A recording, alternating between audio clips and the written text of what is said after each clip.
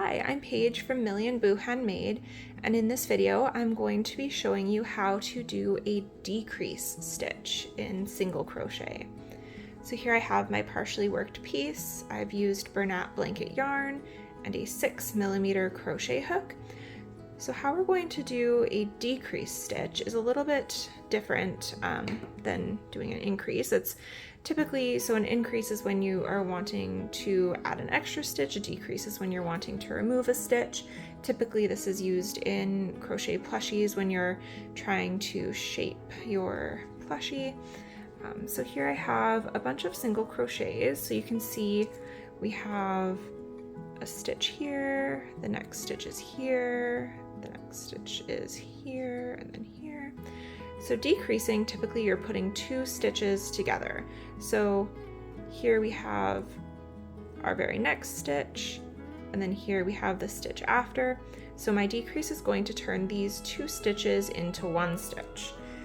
For a invisible decrease, which is the type that we like to typically use, we want to use the front loops only. So you have to identify sort of the anatomy of your stitch here. So if you see that this is your next stitch, there are two threads at the top there. So you have the back loop there and the front loop here. So this is your back loop. We're going to be ignoring that when we're doing these decreases. And this is our front loop. So this is the one that we want. And then this is the front loop of the second stitch that we'll be working into as well. So I have my crochet hook.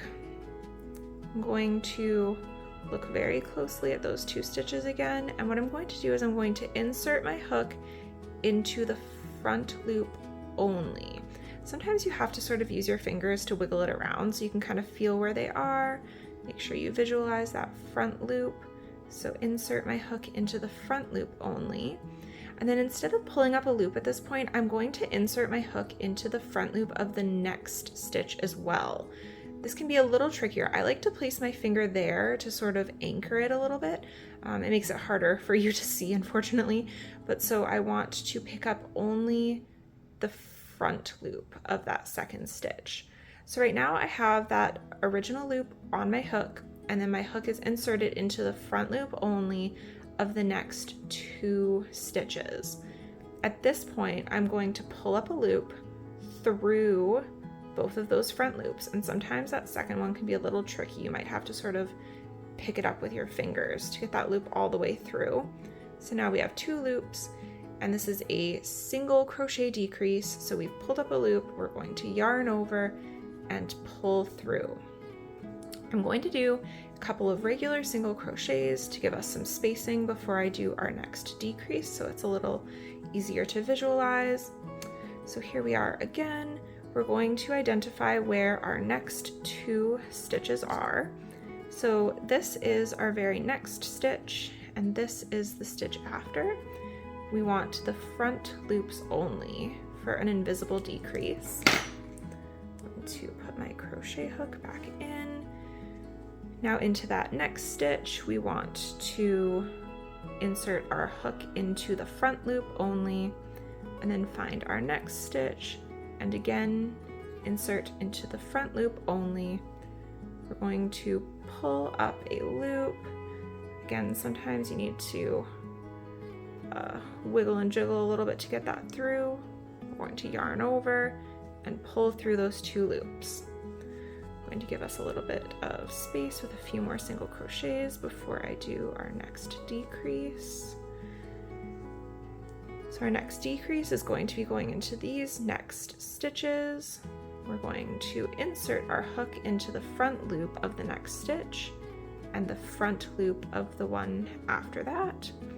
We're going to pull up a loop. Like I said, sometimes it doesn't want to pull through. It wants to kind of grab both of those. If you're having that trouble, all you need to do is grab that one you're trying to get it through with your fingers. Pull that through, yarn over, and pull through. I'm going to do a few more single crochets. And I'll show you one more.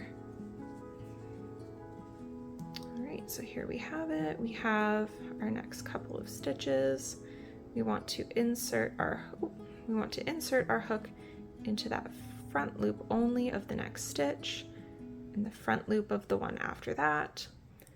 Going to pull our yarn through. There we go. 2 loops. Going to yarn over and pull through. That is how we complete a decrease.